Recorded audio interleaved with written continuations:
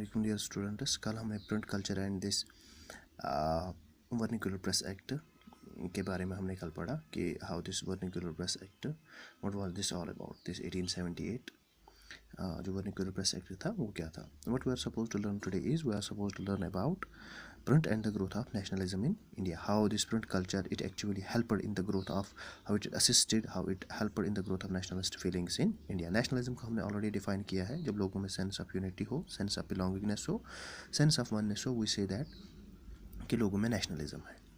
So हमें ये बताना है कि print culture जो है after the coming of print in India, how it assisted in growth of nationalism in India. इसने लोगों इंडिया के लोगों में नेशनलिज्म का कंसेप्ट लाने में प्रिंट कल्चर ने कैसे how it played a role, यानी कि how it united the people of India, how it brought the sense of oneness, sense of belongingness in the people of India.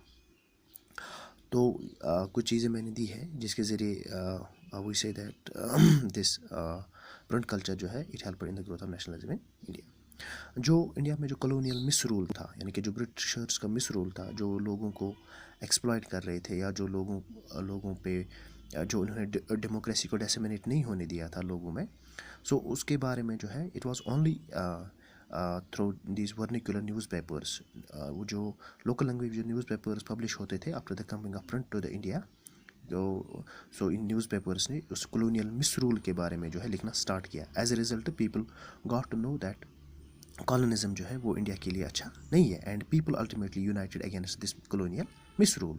सो जब हम ये कहते हैं कि people united against colonial misrule, so we can say that के लोगों में nationalism आया. और ये नेशनलिज्म किस वजह से आया? बिकॉज ऑफ प्रिंट कल्चर, क्योंकि it was only through the local news papers that people came to know about the colonial misrule. So one thing. दूसरी बात ये, लोगों में जो एक सेंस ऑफ बीइंग ऑप्रेस्ड था, यानी कि कहीं पे बंगाल में भी लोग एक्सप्लॉइट हो रहे थे, पंजाब में भी एक्सप्लॉइट हो रहे थे, मद्रास में भी एक्सप्लॉइट हो रहे थे.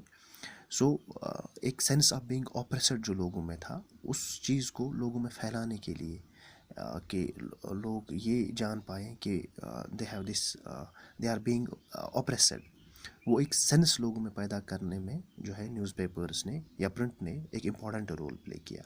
और जब लोगों में सेंस ऑफ बीइंग ऑप्रेस्ड आ गया, so as a result what happened to them is they got united against colonial rule. So nationalism उनमें एरप्ट हो गया.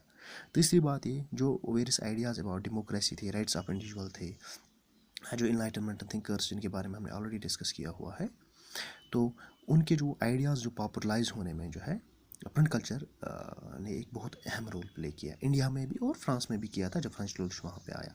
सो इंडिया में भी जो वो आइडियाज़ थे पॉपुलर गवर्नमेंट के, राइट्स ऑफ द इंडिविजुअल या जो डेमोक्रेसी के बारे में, तो उन आइडियाज़ को पॉपुलराइज करने में भी प्रिंट कल्चर ने बहुत इंपॉर्टेंट रोल प्ले किया. और when print culture it popularized these ideas in India, as a result people got united and they demanded for democracy and other things.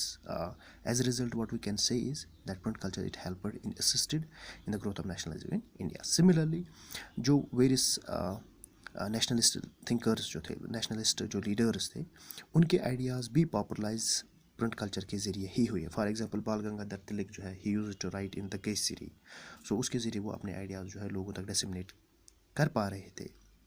या जो डिफरेंट मूवमेंट्स चली, नॉन कॉपरेशन मूवमेंट चली, स्वदेशी movement चली, so all in सारी चीज़ों के बारे में जो है प्रिंट कल्चर जो है इनने इन आइडियाज़ को पॉपुलराइज करने में एक अहम रोल प्ले किया. And as a result we can say that this print culture जो है it assisted in the growth of nationalism in India. This is all about how print culture helped in the growth of nationalism in India. Thank you.